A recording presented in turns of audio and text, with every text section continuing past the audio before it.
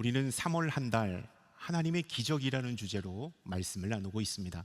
하나님의 기적은 우리가 어떠한 일정한 법칙을 따라 행하고 믿을 때에 하나님의 역사와 함께 일어나는 것임을 성경은 우리에게 가르쳐 주고 있습니다. 우리가 온전한 순종을 할 때, 믿음의 기도를 할 때, 우리가 하나님 앞에 믿음으로 반응할 때, 또 오늘 말씀처럼 감사로 나아갈 때 하나님은 우리에게 놀라울 정도의 풍성한 기적을 허락해 주신다라는 사실을 기억할 수 있길 바랍니다. 우리의 삶에 하나님의 기적이 임하는 축복이 저와 여러분들 가운데 있기를 바랍니다. 오늘은 그 마지막 시간, 기적을 여는 열쇠가 되는 감사에 대해서 함께 말씀을 나누도록 하겠습니다. 저는 상담 사역을 하고 있는데요, 저는 우울증과 무기력증으로 인하여 힘든 내담자를 상담할 때 저는 그 내담자에게 숙제를 2가지를 냅니다. 첫 번째 숙제는 따뜻한 햇살을, 그것도 오전 중에 햇살을 받으면서 산책을 하십시오. 산책을 하면서 하나님과 대화를 나누고 내 자신과 대화를 나누고 자연과 대화를 나누십시오. 이런 숙제를 제가 냅니다. 그리고 2번째 숙제를 내는데요, 하루를 지내면서 가장 감사했던 것을 떠올려서 감사의 일기를 써보십시오. 제일 처음에 감사의 일기가 잘 써지지 않는다면 하루 중에 감사한 것 100가지, 할 수 있는 감사는 다 한번 적어보십시오 라고 먼저 숙제를 냅니다.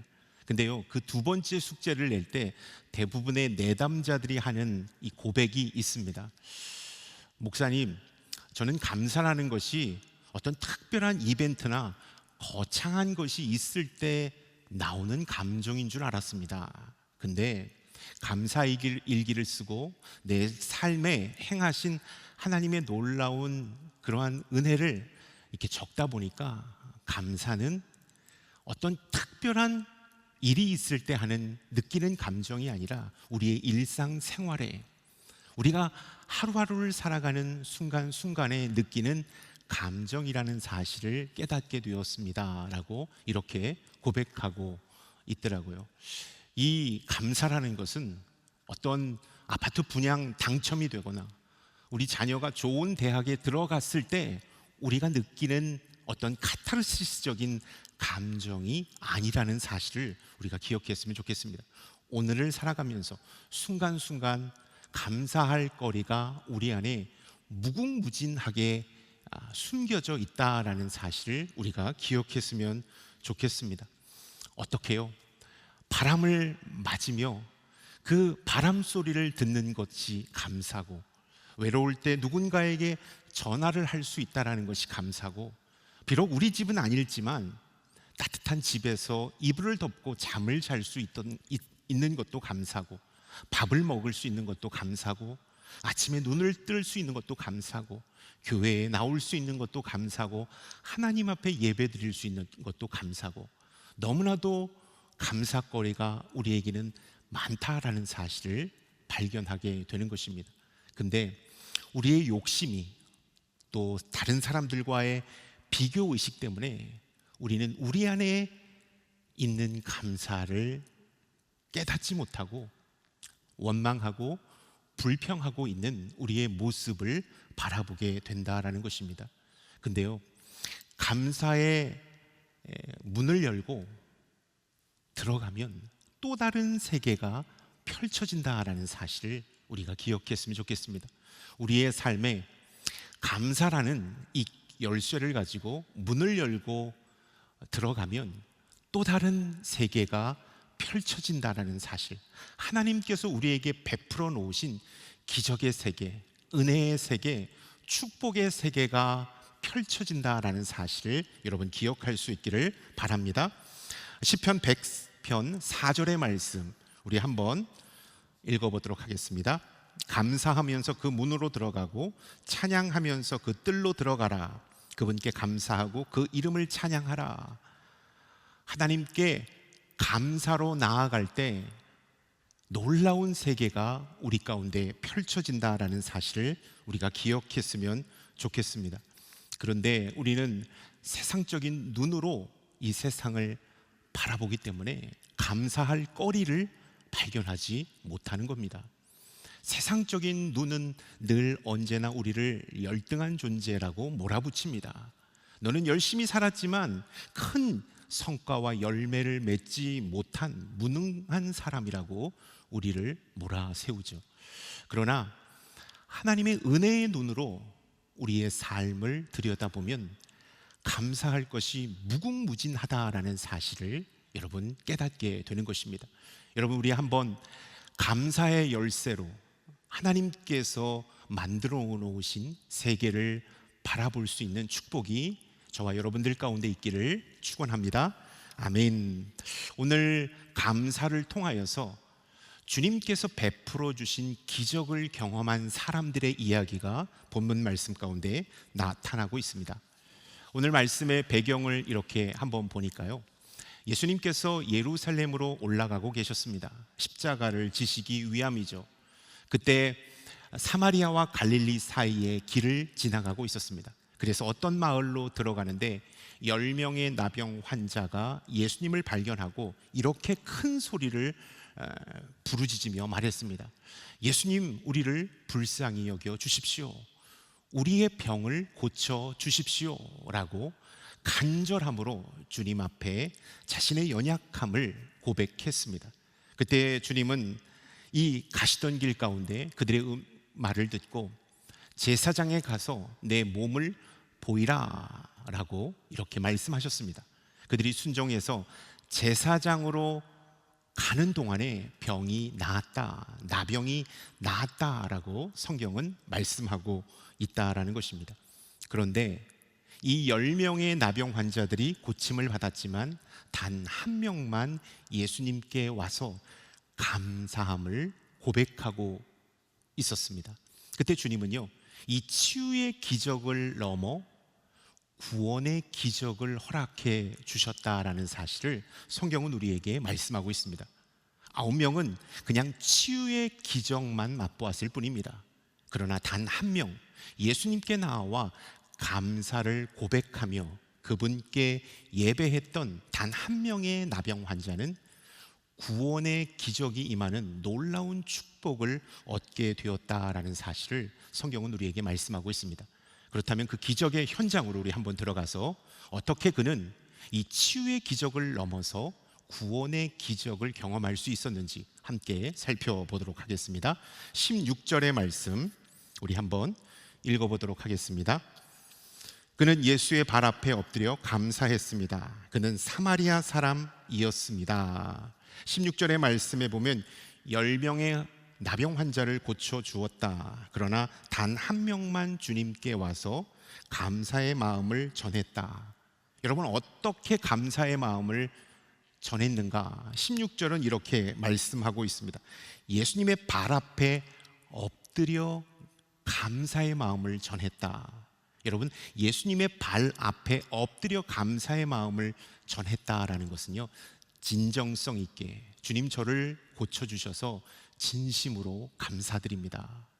그리고 주님의 은혜를 잊지 않겠습니다 라는 이 고백을 이 한 명의 나병 환자가 고백한 것입니다. 형식적인 감사가 아니라 마음에서 우러나오는 진정성 있는 감사를 주님께 고백하고 표현했다라는 사실을 우리는 발 앞에 엎드려라는 이 문장을 통하여 알 수가 있는 것입니다. 그리하였을 때 17절과 18절은 이렇게 예수님께서 말씀하고 있습니다. 함께 읽도록 하겠습니다. 예수께서 물으셨습니다. 10명이 깨끗해지지 않았느냐? 그런데 9명은 어디에 있느냐? 이 이방 사람 말고는 하나님께 영광을 돌리려고 되돌아온 사람이 없단 말이냐? 한 명의 나병 환자가 진심 어린 마음으로 주님께 감사를 고백했을 때 예수님을 찾아오지 않은 9명의 고침받은 나병 환자를 주님은 나무라셨고 한 명의 나병 환자를 칭찬해 주고 있는 것을 보게 됩니다. 19절의 말씀에 구원이 기적이 임했다. 제가 한번 읽어보도록 하겠습니다. 그리고 예수께서 그에게 말씀하셨습니다. 일어나 가거라. 내 믿음이 너를 구원했다. 치유의 기적을 넘어서 그 영혼이 온전히 회복되고 구원받는 기적으로 넘어가고 있다라는 사실을 보게 되는 것입니다. 치유의 기적을 넘어 구원의 기적이 임했다. 저는 이 말씀 속에서요, 감사는 고백하고 표현되어질 때 놀라운 기적을 가져온다라는 사실을 여러분에게 말씀드리고 싶습니다.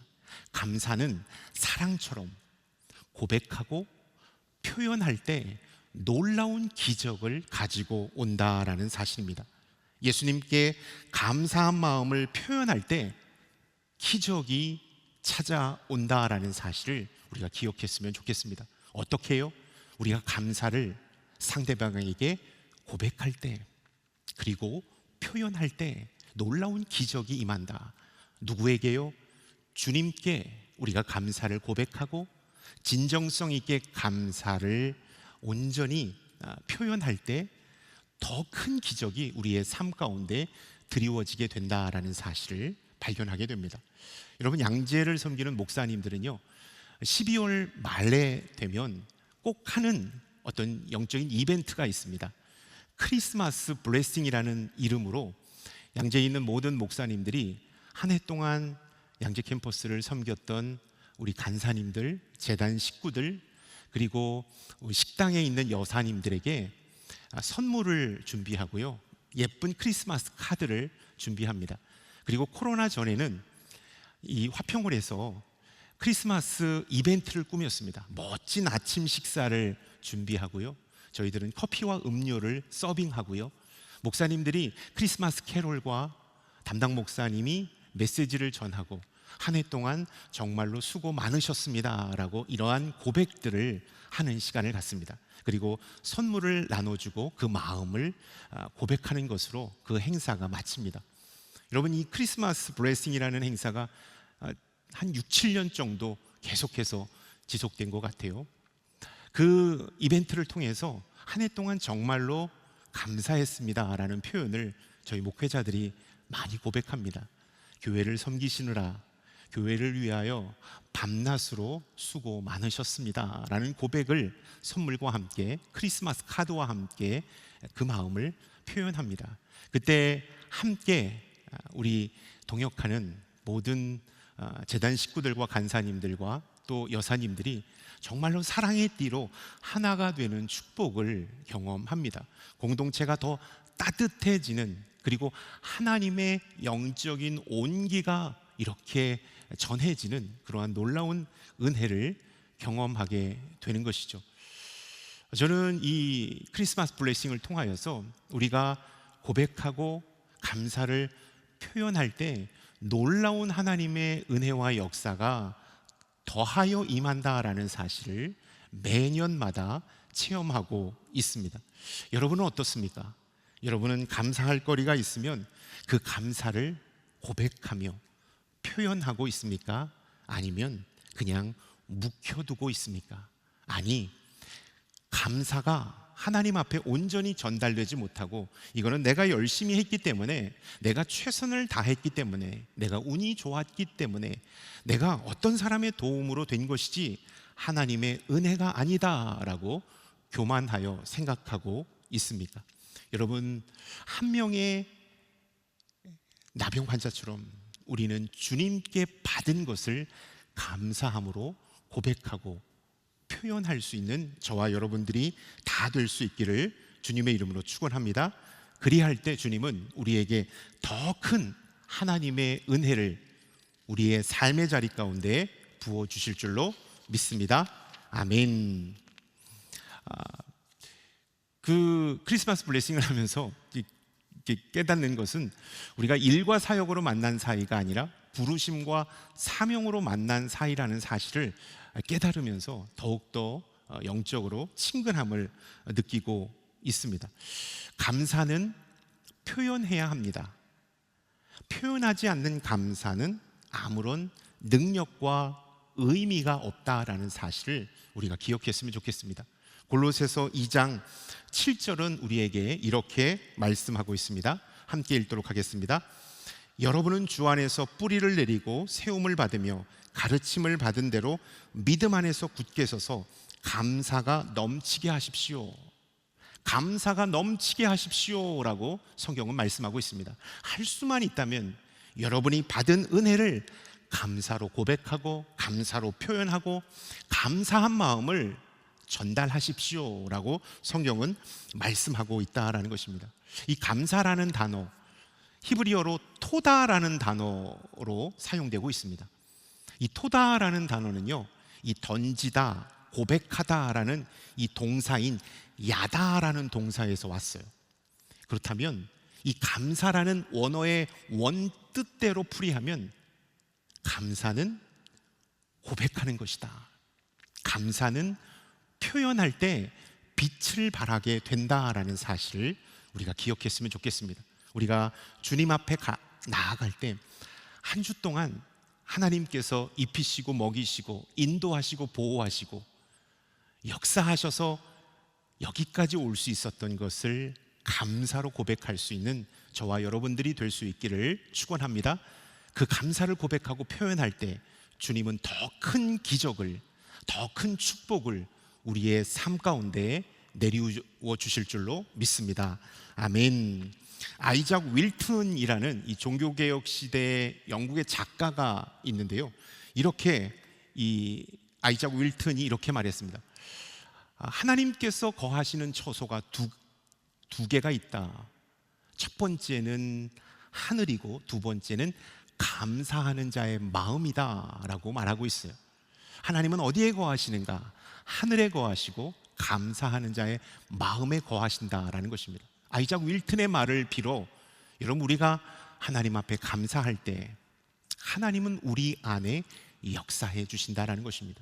하나님은 우리의 삶 가운데 놀라운 일을 행해 주신다라는 사실을 여러분 기억할 수 있길 바랍니다. 여러분의 감사한 마음 속에 하나님이 함께 계심을 믿을 수 있기를 바랍니다. 아멘. 18절의 말씀 우리 한번 읽어보도록 하겠습니다. 18절입니다. 이 이방 사람 말고는 하나님께 영광을 돌리려고 되돌아온 사람이 없단 말이냐. 18절의 말씀에 보면 한 나병 환자는 고침을 받은 후에 주님께 나아와 감사의 마음을 표현했는데요, 18절은 이렇게 말씀하고 있습니다. 하나님께 영광을 돌리려고. 이 문장을 우리가 주목했으면 좋겠습니다. 감사의 마음을 표현했는데 어떻게 표현했는가? 하나님께 영광을 돌리며 감사를 표현했다. 다시 말해서 예배로 나아갔다라는 것입니다.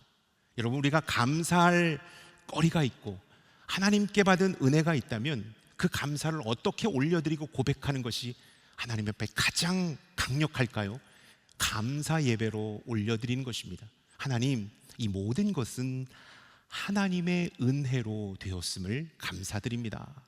저는 이러한 능력도 이러한 지혜도 없지만 하나님께서 저에게 이렇게 축복해 주신 것입니다 라고 감사로 나아갈 때 하나님은 놀라운 기적을 우리의 삶 가운데 허락해 주신다.